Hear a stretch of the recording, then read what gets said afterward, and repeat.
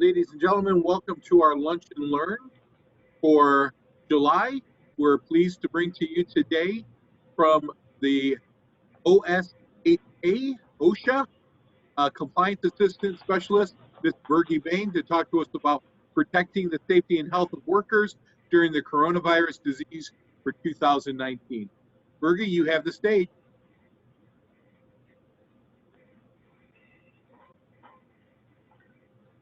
I'm here. Good afternoon, everybody.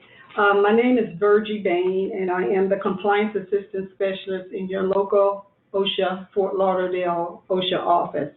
I might have met many of you before, and I apologize that you're not able to see me, but unfortunately, the government is not allowing, at least OSHA is not allowing us to utilize Zoom, so I had to ask for assistance to have somebody else move the slides for me. As a compliance assistant specialist, I don't actually get involved in any enforcement activity. I'm basically that person that you would go to for assistance. That's exactly what I do. I do a lot of outreach, so I get involved in a lot of presentations, training, and developing alliances and partnerships with organizations to make sure that workers are protected. So today I'm just going to talk a little bit about protecting the safety and health of workers during this time with the coronavirus disease, because it's really having a very big impact on the workforce. So right now, I guess the best thing to talk about first is what exactly is a novel coronavirus. Well, coronaviruses are really a family of viruses that can cause an illness in people. So they're normally known to circulate among animals. But in this case, SARS-CoV-2, which is the 7th known human coronavirus, has jumped from animals to infecting humans. So the virus itself, the coronavirus, is actually called SARS-CoV-2, and this virus actually causes what we are now calling COVID-19. Now, there are several coronaviruses, like I said, and they cause things anywhere from just a common cold to what we see now as serious illnesses in the coronavirus, in the COVID-19. Some do not cause any significant threat to people, like I say, the common cold. Some that we have been faced with in the past, and you might be familiar with a few of them, would be SARS, or what we call MERS. These are caused by a different coronavirus, but again, they are coronaviruses. Now, the COVID-19 normally, and you hear what I say normally, will cause just mild respiratory illnesses. But we have started to see some severe illnesses, such as pneumonia-like illnesses because of this virus. Typically, the symptoms include fever, a cough, and shortness of breath. And the symptoms actually start to appear anywhere from 2 to 14 days after a person has been exposed. Now, we know that there's way over 1 million cases worldwide at this point, and we see them in different parts of the country and at different levels. So at this point right now, every state in the United States is reporting COVID-19 cases. Now, the COVID-19 cases normally they were including what we call cases involving travelers. So if you remember from the beginning, we were concerned very much about people that were traveling outside of the United States. Then we became concerned with what we call cases among close contact, which we call known cases. And we're seeing a lot of that right now, especially in South Florida, in what we call families, where people that are living in the same household are developing the illness. Then we have what's called community-acquired cases. And those are cases where we have no idea how the person became infected. A lot of times they happen because of large gatherings that have been happening across the country. And most of the states, all of the states right now at this point are actually reporting what we call community spread COVID-19.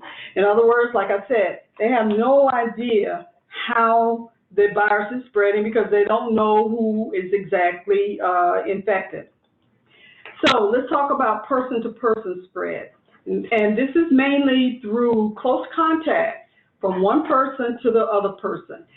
We know for a fact that the virus is spread through respiratory droplets from a person who is infected. Now, the thing that we need to be concerned about is that people can be infected but not actually have symptoms.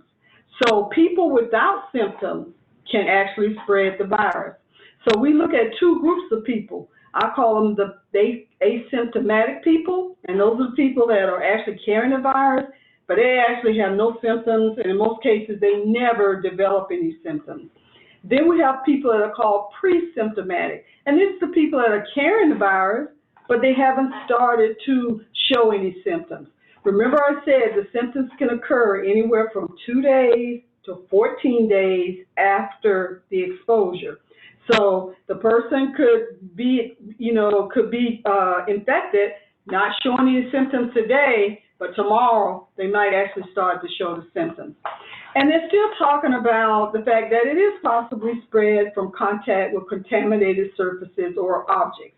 In other words, the things that we touch, whether they're doorknobs, shopping carts, things that we touch that other people touch. So, why is OSHA involved in this? Well, we're involved because, remember, our agency is tasked with protecting the safety and health of workers. So we have been working closely with CDC and NIOSH and other agencies to monitor this pandemic. So we've been working with CDC, we've been working with local health departments to do those things to monitor and hopefully to prevent the spread of the pandemic. The risk of exposure in many of our workplaces are likely reflected because of the risk to the general public in the community. That's a big concern for us right now in South Florida because we have such a high rate of positive testing going on, so we know that that risk is there for workers also. The risk increases where workers have frequent or close contact with the general public or other coworkers. So you guys are pretty much business people, and that means that you've got workers out there. Are they frequently in contact with each other, in close contact with each other, or are they frequently in contact with the general public? We know that this is happening. So what OSHA did was we looked at different occupations and we determined the exposure risk for these workers. We know that some sectors have a higher risk than others. So at the top of that list, we found that our healthcare and laboratories are at the highest risk. Those are workers that are in the healthcare industry and those that are working in laboratories. In other words, our hospital workers, and in laboratories, of course, those that are actually doing the testing and the ones that are actually analyzing these samples that are being presented to them. Our emergency response people are at higher risk. The ones that respond to emergencies that are bringing patients to the hospital are at a very high risk. Our mortuary service and death care workers are also at high risk because what? They're still handling bodies that are potentially confirmed or they are confirmed cases of COVID-19. Airline operations, that's still a high risk, but it has come down now because we don't have as many people actually flying. But those that work in the airline industry, the people that are taking our tickets, the airline, the pilots, the flight attendants, all of these people are exposed to other people just doing their job. Border protection and screening, passenger screening, your TSA people, they are exposed to people every day as they pass through our airports, checking in for flights that they're taking. And then we've thought about these critical retail operations, such as our grocery stores and pharmacies. We know that these workers are also exposed to the possibility of COVID-19 through the people that they service. Now, we also know that in this occupational risk, there are some people that have been deemed called critical. And they're part of our infrastructure, and maybe they don't have very long contacts, but they do have contact with coworkers, such as our food processing. In this area, we know that employees work very close to each other when they're processing, whether it's poultry, beef, pork, fish, any type of food. Manufacturing, they could be working very close when they're on assembly lines or doing other duties in the manufacturing industry. Construction, oil and gas, and then we know that there are probably some other sectors out there that we did not identify where workers would typically work within 6 feet of one another. Now, OSHA does not have a standard that actually addresses COVID-19, but we do have standards in place that could protect workers. So what we do, we are enforcing those standards that we do have in place, and we're still requiring employers to protect workers, although we don't have a standard that specifically says COVID-19. So some of the standards that we know that will protect workers from exposure to SARS-CoV-2 and the infection COVID-19 would be our personal protective equipment standard. So we have what are called PPE, which stands for personal protective equipment, general requirements. And in these requirements, they talk about how are we going to handle the equipment? How are we going to determine what equipment would actually protect the worker? Training employees. How do we take care of the equipment? We also have, under those standards, our eye and face protection. We look at respiratory protection, which is personal protective equipment. We look at hand protection. We have standards for there. Now, in some of these cases, there could be blood involved in the care of these patients. So there we have what's called a bloodborne pathogen standard to make sure that employees are protected from possibly being exposed to someone else's blood. Hazard communication for the chemicals that we are using for cleaning.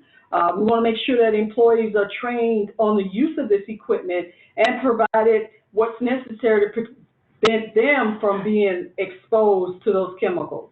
And then we have some record-keeping requirements there for employers to record any illnesses or injuries that are occurring in the workplace. Now, remember I said that we don't actually have a standard for COVID-19, but under the OSHA Act, Section 5A1 of the OSHA Act pretty much says that it is the responsibility of every employer to provide a safe and healthful workplace for their employees, to protect their employees from recognized safety and hazards that could cause serious harm. And we know COVID-19 would cause serious harm. So although we don't have a standard, like I said, an employer still has a responsibility to do what's necessary to protect those workers from the possibility of being exposed to the virus. In the process of looking at different occupations, we decided to look at the exposure risk. So what we did was we took a lot of those occupations and we determined what is the risk to the worker. And we came up with what we call first, a very high risk. And who, of course, is at the top of this risk? Our healthcare workers, our doctors, our nurses, dentists, paramedics, even the emergency medical technicians or EMTs. But the highest risk is when they are performing what we call aerosol generating procedures. So when they're doing intubations, cough induction procedures, CPR, or even having to collect a specimen that's invasive, we know that if they are working on known or suspected COVID-19 patients, they are at the highest risk of contracting the disease. Then we have healthcare and laboratory personnel, like I said, who collect specimens, and those that actually do the analysis of these specimens. If they're doing this on known or suspected COVID patients, then they are at a very high risk of being exposed to the virus. our morgue workers, those who perform autopsies on the bodies of those people who died from what was suspected or known to have been COVID-19 at the time of their death, they are at a very high risk. Then we went to the next group that we classified as just a high risk. Again, here, healthcare is at the top. But here we're talking about doctors or nurses or hospital staff who are working in the healthcare industry with known or suspected COVID-19 patients, but they're not performing any of those aerosol generating procedures. So it could be just your doctors or nurses that are working in the facility and could also be taking care of COVID-19 patients. Administrative staff that work in the hospital. The people that clean the hospital, that clean the rooms, I think they call them environmental people. They have a high exposure risk. Medical transport workers, those that work for ambulance companies or work for our fire departments that respond and transport patients that are known or suspected to be COVID-19 patients, they have a high exposure because these are being transported in enclosed vehicles. So they all breathe in the same air, right? So then they have that exposure. Then we have mortuary workers. These people who have the task of preparing bodies for burial for suspected or known COVID-19 bodies at the time of their death, they have a high risk of exposure. The next group we went to is what we call a medium risk. And these are for jobs that require frequent, more than a few minutes, as it says, close contact that's within 6 feet of another person or people who may be infected with SARS-CoV-2 but are not known or suspected COVID-19 patients. Now, in this case, that's a lot of people. And maybe these are some of the people that you have in your workplace. Maybe this is where you fall. These are our critical retail workers, such as pharmacies and groceries. So when you check out in places like Publix or Costco or Sam's or wherever, you notice that how close are you to that cashier? That is where we're talking about these critical workers where they could have an exposure. Our transit workers, such as bus drivers, taxi drivers, and other transport operations like your Uber drivers or Lyft drivers, we have put them in a medium risk category. Then we have this low risk, and I'm gonna tell you, in all honesty, there's no such thing as no risk, so there's a low risk. And these are for people that have jobs that don't really require them to have contact within 6 feet of the public or people that we know could be infected with the virus. So workers in this category have minimal occupational contact with the public, and they have minimal contact with other coworkers. So what you need to do as an employer would be able to do this risk assessment and determine what is the exposure for your workers. Again, OSHA is an enforcement agency, and we are tasked in enforcing rules and regulations to protect our workers.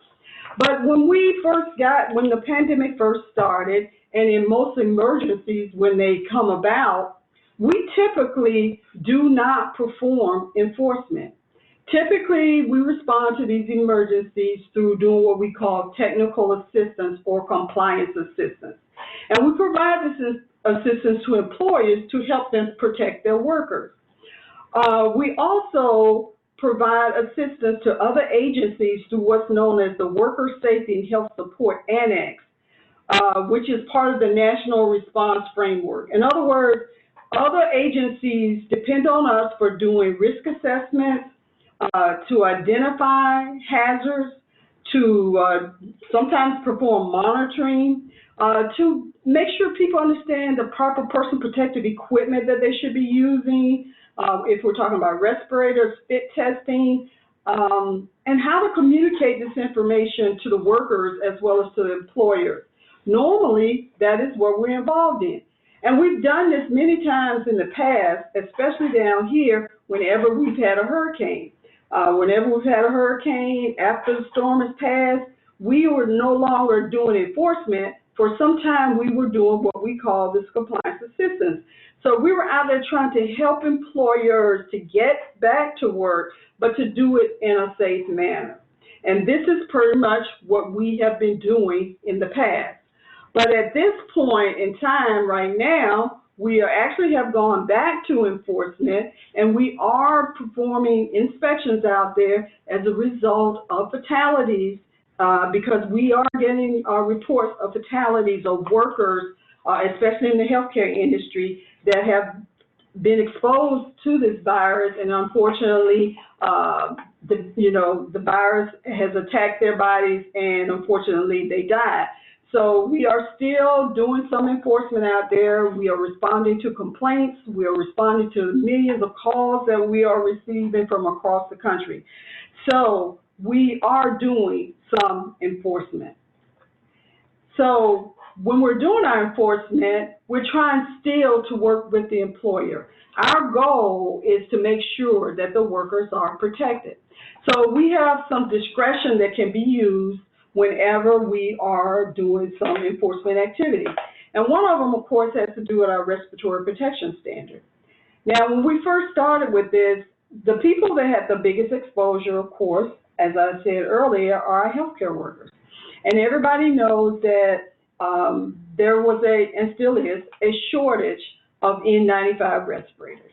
So we have looked at that, and then some discretion was placed on it, and some policies were put in place to hopefully make sure that these workers are being protected even when we are having the shortage that's going on right now.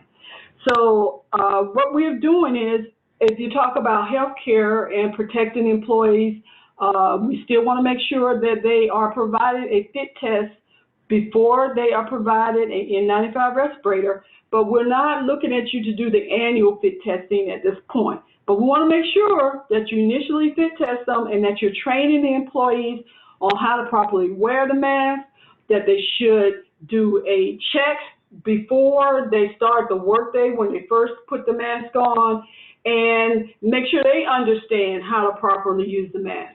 Then, because of this shortage, we wanted to make sure that employers developed a plan to determine how they were going to make use of the respirators that they have at this shortage, so that they could make sure that they had enough for the employees that needed to use them. Because N95 respirators are really supposed to be a one-time use. There have been some procedures that have been approved where employers can decontaminate these respirators to allow them to be able to get more than one use out of the respirator. We have also looked at the fact that under the standard, again, because there was a shortage of these respirators, some respirators are being manufactured outside of the United States, but all of our respirators are approved by NIOSH. So these respirators that are coming from China, UK, other places that were approved by organizations outside of the United States are being used, but there are other precautions that must be put in place if you're using those, and there is a way to check to make sure that the respirator that you're getting from that has been manufactured outside the United States has actually been approved by those organizations that claim to have approved them. We also have looked at other health standards where respirators are required, such as the construction industry or even just general industry. So we've gotten a lot of calls where employers have said, okay, so I can't get an N95 respirator. Does that mean that I don't have to put my employees in respirators? I can expose them to silica or other air contaminants? The answer to that is no. The employer still has the responsibility to protect the worker. The N95 respirator is not the only respirator that can be used. And also, we look for an employer to put in engineering controls, other administrative controls to reduce exposures to those employees so that they can be protected.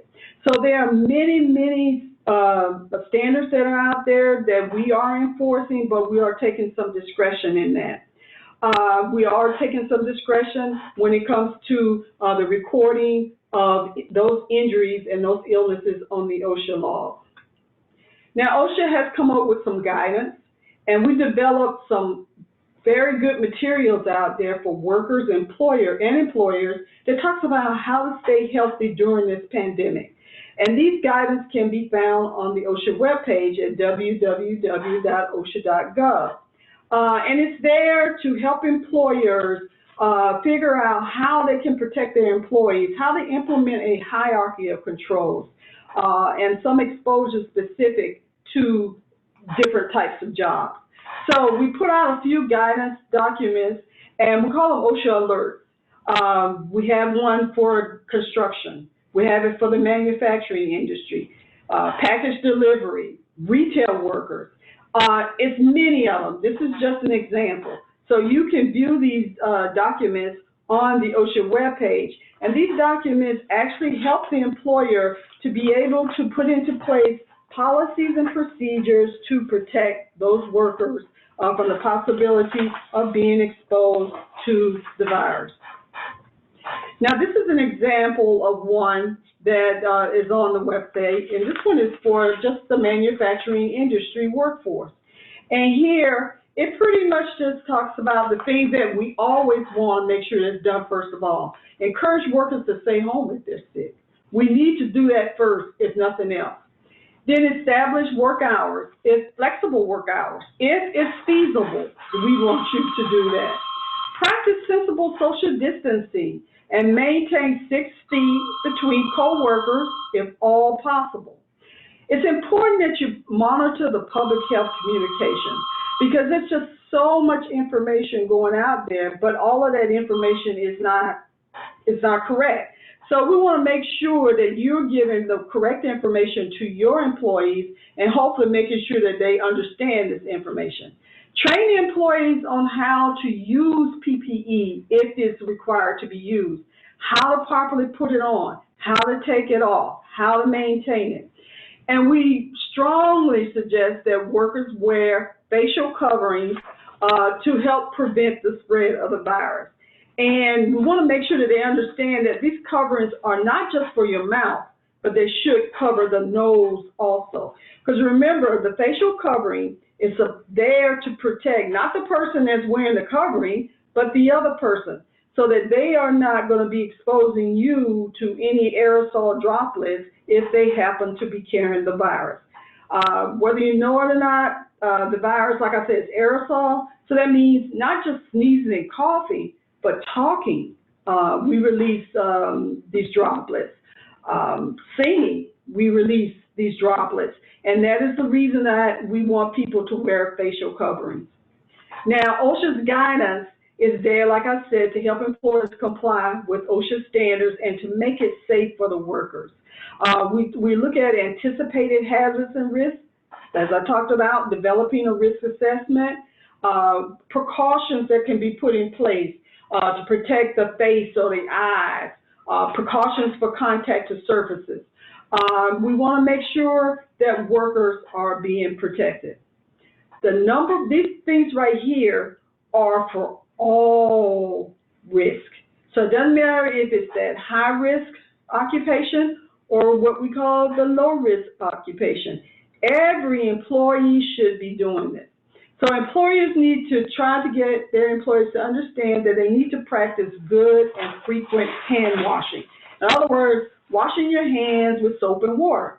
Well, if you're not able to provide the soap and water for them to wash their hands, then you need to be able to provide hand sanitizers for them to clean their hands, the top and the bottoms of the hands. These sanitizers should have at least 60% alcohol in it. Now, I'm just going to suggest that I've gotten kind of a little fearful when I'm looking at these sanitizers now because there's such a list now out there of those that got methanol in them. So you want to kind of look at what is it you're buying and make sure that it does not have methanol in it because we know that that's toxic and we don't want to provide that to our workers. Make sure they understand and follow good cough etiquette. cough and sneeze adequate. In other words, when you cough or you sneeze, you cover your face, whether it's with your hand or your arm, whatever. So if you're using your hands or you're using a tissue, make sure they throw the tissue in the garbage can and wash your hands. To avoid touching the eyes, the nose, or the mouth if their hands have not been washed. And believe me, that's a hard thing to do, but we have to practice it. We have to practice it. And I'm sure you all have realized now how often you must touch your face since we've been doing this. So we have to practice not touching it unless our hands have been washed. And most importantly, avoid close contact with people who are sick. So again, we want to avoid that contact, and we want to make sure that if people are sick, that they realize that they should stay home. Now, in this guidance, we talk about some protocols that an employer should put in place to prevent surfaces that may be contaminated from people being in contact with the virus. So we want you to do regular cleaning and disinfecting of high-touch surfaces. You need to identify what these surfaces are. They could be anything from door handles to door push bars. Again, like if we're in stores, they could be shopping carts. They could be in the area where you have customers waiting or patients waiting. You want to make sure that we're cleaning those areas on a frequent basis. If you've got break rooms, you want to make sure that these things are cleaned on a regular basis. Restrooms cleaned on a regular basis.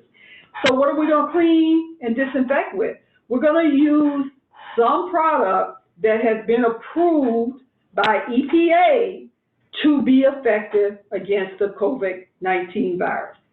So there is a list that EPA puts out called List N. This list will actually give you all of these different products, N like in Nancy. So you want to make sure that you're using those products. But are they going to work? Not unless you use them according to the manufacturer's, what the manufacturer suggests. So it's important that whatever you're using to clean and disinfect with, that your employees are trained on the proper use. Just because, I'll give you an example. Say you have a product and you spray it and you just wipe the surface. Did it work? More than likely not, because these chemicals normally tell you, the products usually tell you it has to stay on the surface for a certain length of time. So you need to make sure that you're following the manufacturer's instructions.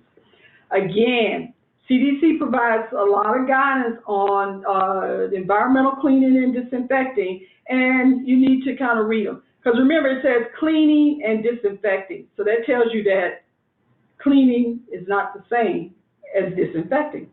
So you want to look at those guidance that are put out by EPA to make sure that your employees who are performing this task are actually doing it in a proper manner. Train all employees about the risk of their occupational exposure to COVID-19. If they happen to have to travel, you want to make sure they understand where the areas that they're going and the possibility of those exposures.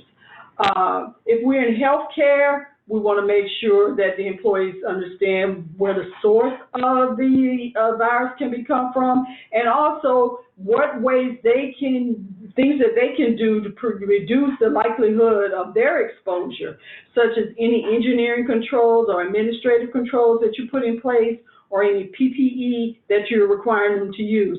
An example would be, again, let's take a grocery store. If we are the cashier and then you have the customer, if you put up some type of barrier between them and we're going to clean it on a regular basis, then we do provide some protection for that worker that's standing there as that cashier.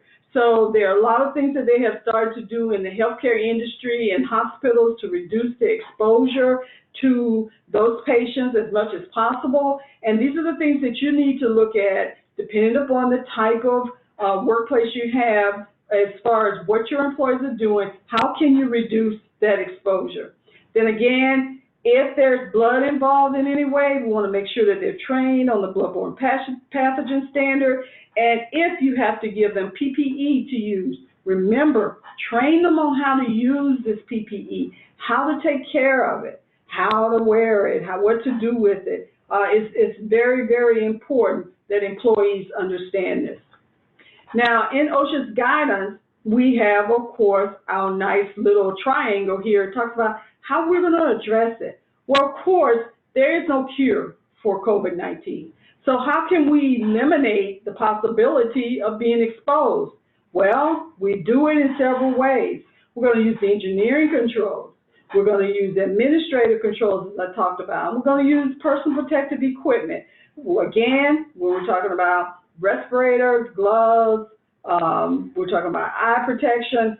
These things can be used together in a hierarchy to make sure that we're protecting the worker. But first, we have to perform that risk assessment to determine what is the risk to the worker, and then we can go from there. Now, in our guidance, also, we talk about other things in the workplace that can be put in place to prevent the worker. Now, this is just an example, as I was talking about earlier, in a hospital, the isolation rooms.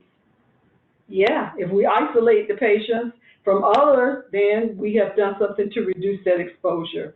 If we're going to limit patient care areas, effective sharps management, again, we talk about the PPEs that are provided. If you've been to a hospital lately or some medical facility, you notice they just don't let everybody just walk in. It usually says only the patient unless the patient needs some assistance. In other words, everybody just can't go to the doctor with grandma, all right, not to go into the facility, and that can reduce the possibility of exposures there, not only to the patients, but also to the employees that are working there. I talked a little bit about record keeping. Remember, it is a responsibility of an employer to maintain records of any occupational illnesses and injuries that are happening among their workers. But there are some requirements that go along with this.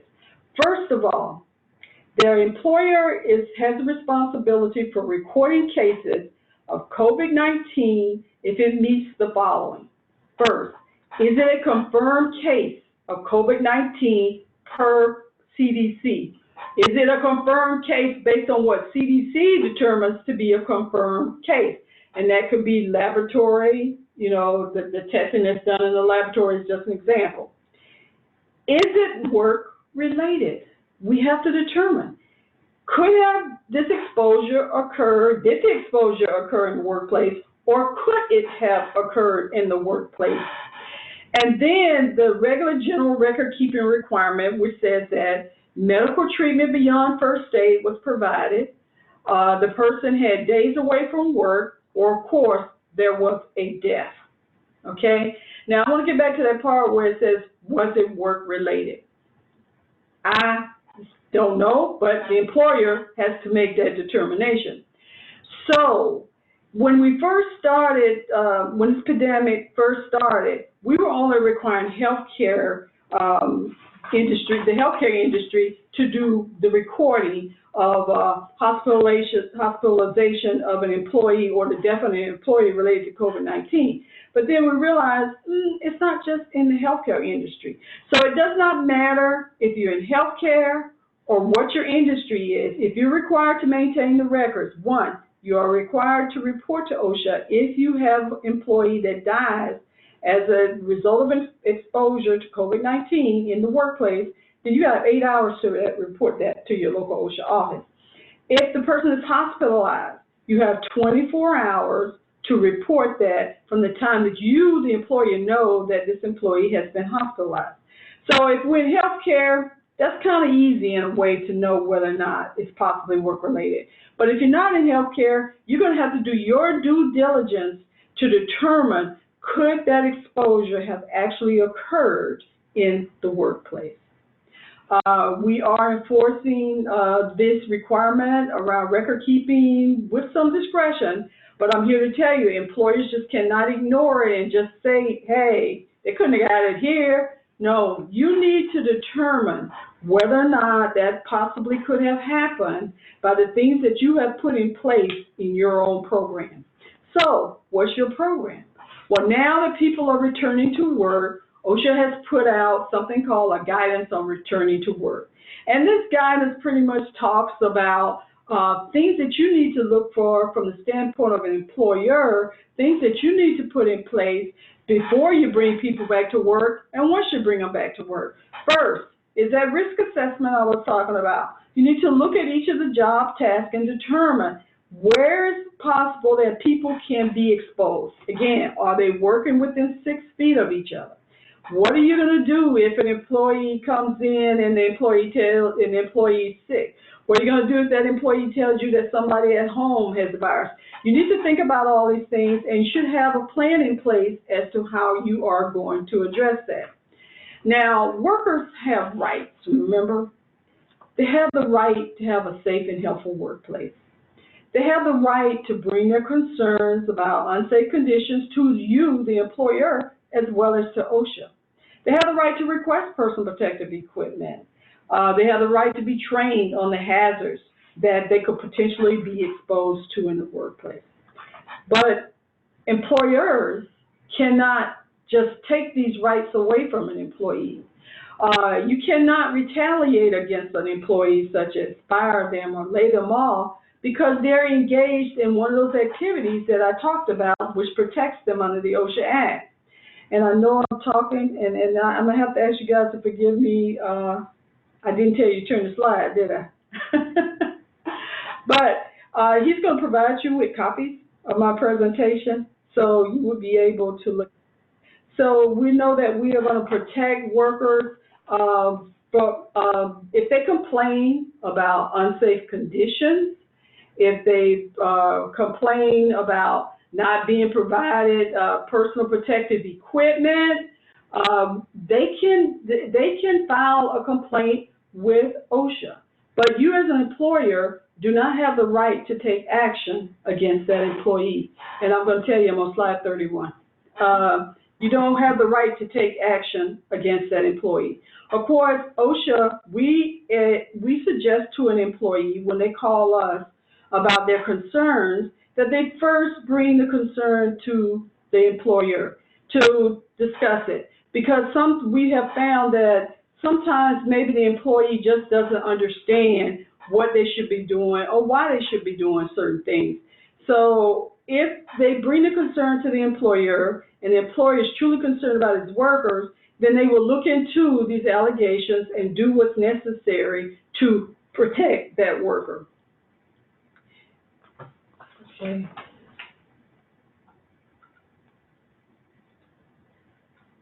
I'm sorry, my slide got stuck.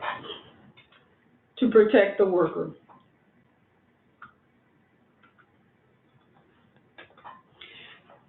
OSHA's webpage, which is at www.osha.gov, slide 32, is a great website to go to. But the thing is, it's changing every day. Every day there's something new on this website. Well, every 2 weeks, we issue something called a Quick Takes, which is a bi-weekly newsletter. I encourage you to go to our website and register to receive this newsletter. It gives you a wealth of information about COVID-19 as well as anything related to safety and health in the workplace. Every day on our website, we have what is called a tip of the day. So we list the tip of the day to try to encourage employees as well as employers to remember things that they should be doing to protect them and their employees from the potential virus itself. So the tip of the day today says, it's tip number 107, and it says, wash your hands before and after touching your mask. So we give a tip every day, and it's there to encourage employees to do things to protect themselves. We're also involved in social media, so you can send a tweet if you're into tweeting, or you can follow us on our Facebook page. We have a lot of COVID-19 resources out there. Like I said, they're constantly updating. So you can go, again, to the DOL webpage, and you can get a wealth of information, not just about OSHA, but there's information there about wage and hour, which has to do with wages or sick leave and things related to COVID-19. NIOSH webpage, CDC's webpage. If you're in construction, there's an organization called CPWR, the Center for Construction Research and Training, and they do an outstanding job in looking at hazards for the construction industry. And they put a lot into trying to develop things to protect those in the construction industry from the possibility of COVID-19. Then there's another organization called the American Industrial Hygiene Association. They have put together something called the Back to Work Safely. It's a website that you can go to which has a lot of information on specific industry guidance related to safely reopening your workplace. Some of the things that people don't think about is if you have a building that you have had closed for a long time, what happens when people come back to work? Well, when you turn that air conditioner back on or turn it back down, you could be faced with mold issues. You could have electrical issues in there, or if it's a manufacturing facility where you haven't been running your lines for a while, there could be some electrical issues there. So this organization did an outstanding job in looking at some ways of safely reopening different types of industry. So I would suggest that you would look at some of those COVID-19 resources that OSHA has made available for you. The next slide is the OSHA webpage. And on this webpage, you can see right up top, talks about the coronavirus resources. And I'm going to tell you, our resources are basically in many, many languages, in English, Spanish, and other languages. You can also find on our website, if you're interested and you want to know, well, how many complaints is OSHA receiving? Because I know you've heard it in the media that we've received 1 million of them and we're not doing inspections and this and that. Well, that data is there available to anybody who wants to see it. It is updated on a daily basis. It's called the COVID-19 Response Summary.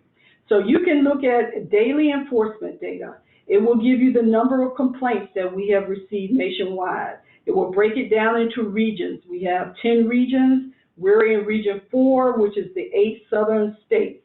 It will tell you how many complaints we've done, how many we've actually done inspections on. It'll talk about how many fatalities we have received related to COVID-19. It will also talk about different industries where we have been receiving complaints. And of course, you know, healthcare is the top, but there are various types of industries where we are receiving complaints and doing inspections in as it relates to COVID-19.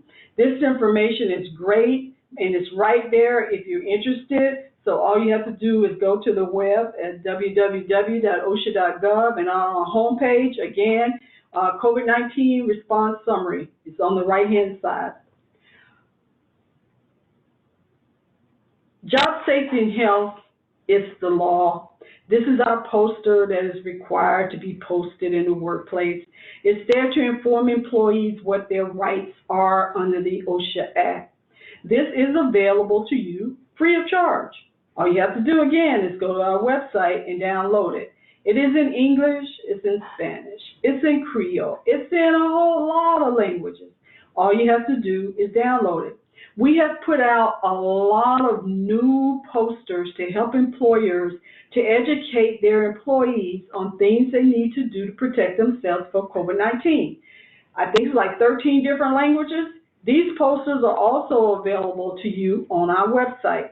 I would encourage you to download them and put them out in your workplace to help you to educate your workers, to help them answer those questions that they might have related to COVID-19. For small employers, there's an organization, or I'm going to say, remember OSHA's enforcement.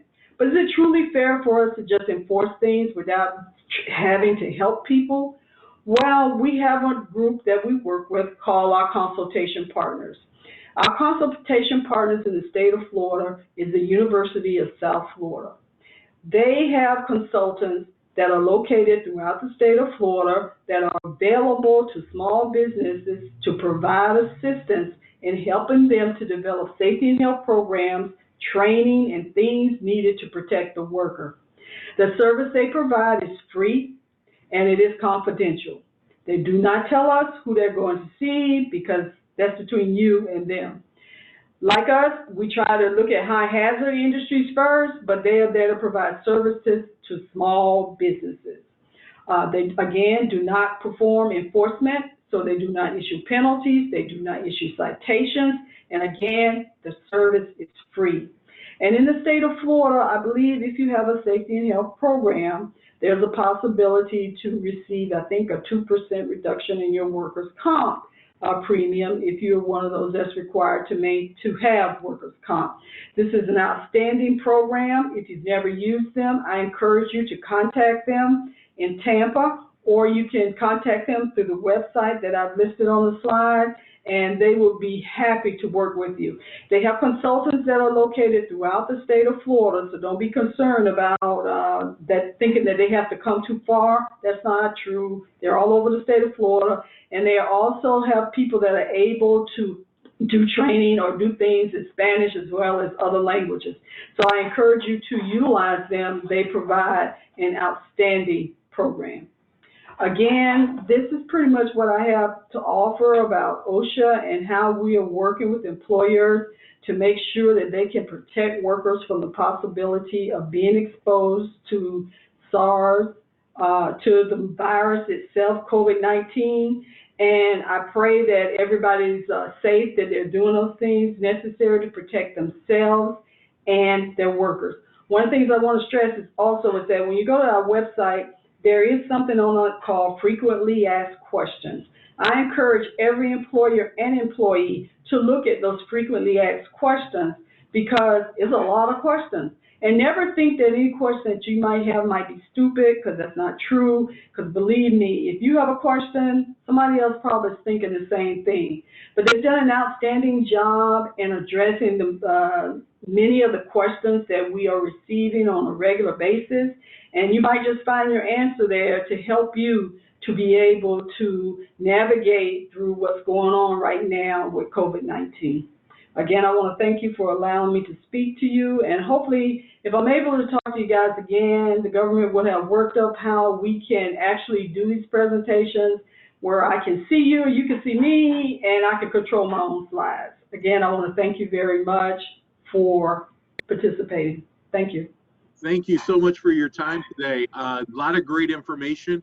I had a couple questions for you. One of the things that really came out to me while I was going through the slides, I pretty much kept with you for the most part with the slides, just Thank you. to find it easy. But one of the things that you had mentioned was about the reporting aspect. Does that mean, so I have an employee and they come to me and say they have COVID. Do I then need to document that, and just say that they reported to me that they had COVID and then report that to you, or how does that work? Because did you say had or have? Have. They come in and then we say, you know, they say they feel a little bit ill. We send them home, and when they go home, they call us and say, "Hey, I've got COVID." Do we need to have a report on that from our office and then say, "Hey, we don't know if they got it here," or how does that record keep? Okay. The first thing you want to do is the person comes and they say, "Oh, I don't feel good," and you think that's what they got, you did the right thing. You sent them home. Okay. The second thing you need to do is look at what those CDC guidelines talk about. You're going to figure out who's he exposed to. Hey, how many people has he been exposed to? Because then remember, you got that 14-day quarantine that we're talking about. So you got to look at it from that standpoint. Now, you're only required to report to us if the person has COVID and you've determined that it happened in the workplace, and now they're either having days away from work, say they're hospitalized, or unfortunately they die. That is when you're required to report to us.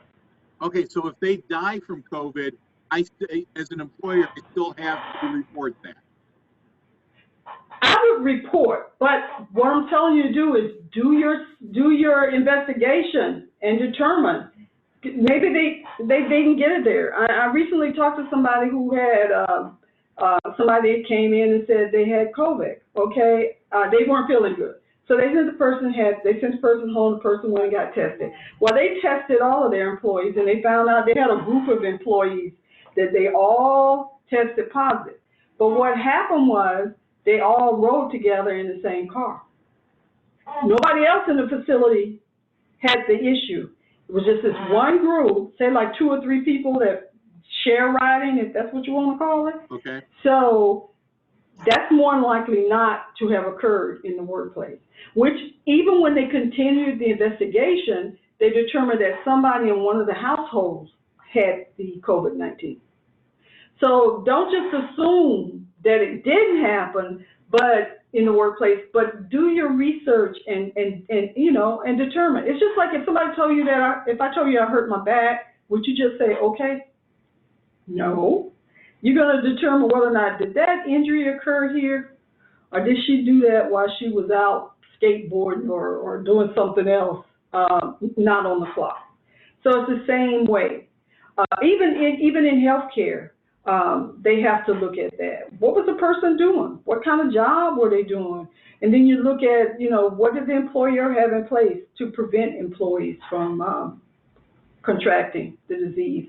So don't just buy it wholly that that's your responsibility, but keep the record and look into it to make sure. But again, if the person dies, I would just report it. That doesn't necessarily mean that we're going to come and do an investigation, because they're going to ask you all these questions like, what do you do? You know what I mean? Does somebody else have it? How do they work? Things like that. Gotcha. So that's what you want to do. Question for you. Any more questions? Yep. Yeah, I got a question for you. Yes, sir. An employee reports that someone in their household has contracted a COVID, tested positive for it. What do you do at that time? Again, if he says somebody in the household has contracted, you want to look at the CDC guidelines again, which talks about that. And again, that's what I was talking about. If you go to our frequently asked questions, it tells you exactly what you're going to do if you have that employee that comes in there, because it talks about people having to go into quarantine. It talks about the fact, like I said, you need to look at who has the person been working around or working with. Talks about the testing procedure, the whole thing. So there's a lot that gets involved, but the first thing you want to do is you want that person to go get tested, and then you want them to go into quarantine away from the rest of your workers until you can determine, is it possible that they could have gotten it there, and you have to look into all of that. So it's a lot. So as an employer, if one of my staff were to come in or call me and say that their spouse has COVID, I could legally say, okay, you need to get tested before you come back to work? You could. Yeah, I believe you can. But I would encourage them to. And people should want to go and get tested. They should want to know, are they positive, or are they carrying the virus and they don't have symptoms? They should want to know. And that's part of what I was saying about educating the workers. So when you're talking to the workers, I think that kind of helps to get rid of some of the fear that's going on out there. If we can educate them on this virus, truly educate them on things that they can do to reduce the exposure. Because and I hadn't thought about it until the other day. I was reading something. A lot of people do temperature checks. Well, temperature checks are great, except suppose the person's taking some fever-reducing medication. It might not show that they have a temperature. Yeah, true. But that doesn't mean they're not sick. So that's why we have to encourage the employees to be honest about if you're sick, to stay away, to stay home, because of what could happen. If they infect other people, then that's probably the reason of what we're having now. Infecting other people. Okay, follow up to the same question. The employee was sent to be tested. Results came back negative. Yes. This was like a week later. Mm-hmm. How often should they be tested, and for what prolonged period? If it comes back negative, that's not, wait a minute, did they have the virus, you say, and then it came back negative? No, it came back negative, but I'm saying, do they have to be tested again? Wait a minute, is this the person that had a family member that had the virus? Is that what you're saying? Yes, And then correct. your employee, okay. No, well, once they've been tested, I mean, for that person being tested negative, they're negative. But they still have to, it's negative and it's still 14 days from the day that the last time they had contact with the person that was infected. Because remember I said the symptoms show up from 2 to 14 days. So you could test negative, but you still should stay in quarantine until that time. And if you have an employee that has the virus, when you go to the website, it will give you some instructions on what you need to expect from them before they come back into the workplace. In other words, how, the testing that should be done before they come back. So again, I encourage you to really look, go to our website to the frequently asked questions, which is going to answer some of them, and then some of them is going to refer you to the CDC guidelines, which actually tell you about the testing and, again, when the person should be allowed to come back into the workplace. So you guys that got HR people, they're pretty busy, huh? Yep. Yes, it's a lot. But again, like I said, go to the CDC guidelines. And also, if you have questions and you're not quite sure about stuff, you can always call your local health department. They'll be very happy to answer any questions that you might have concerning how you're going to handle any cases of employees that could potentially, that you think are positive or that have tested positive.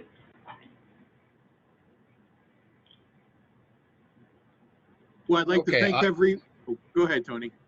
On the virus itself, do we have any idea of how long it survives on its own? That I can't answer, or I don't know. I really don't know. It's like I heard something one time that said that it reacts to heat. Well, if that was true, none of us should be sick, right? It's so hot down here. So well, I don't know. It seems to be getting worse with the heat rather than getting better, but yeah, so. I don't know. I haven't seen anything that talks about how long it actually stays on the, lives on the surface of, on the surface. But it may be out there as far as, CDC might have some information on it, but we just want to make sure that we are cleaning and disinfecting any surfaces. Okay. On that note, hard surfaces. We have a product that says it destroys the virus in 30 seconds. And which is this COVID-19? Yes. After we wipe the hard surface, like our counter, for instance, how long is it protected for? I can't say. That's dependent upon whoever said that from that product. That's what I'm saying. That's why you have to really look at those manufacturers' instructions, because they're going to say all that stuff. It should tell you all of that.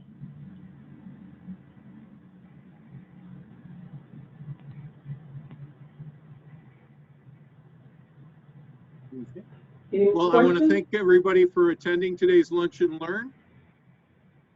We'll be holding another Lunch and Learn next month and every month to give you information about what's going on.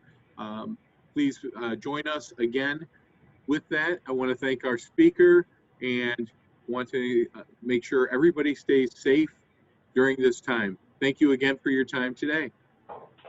You're welcome. Have a good day. You too. Stay safe.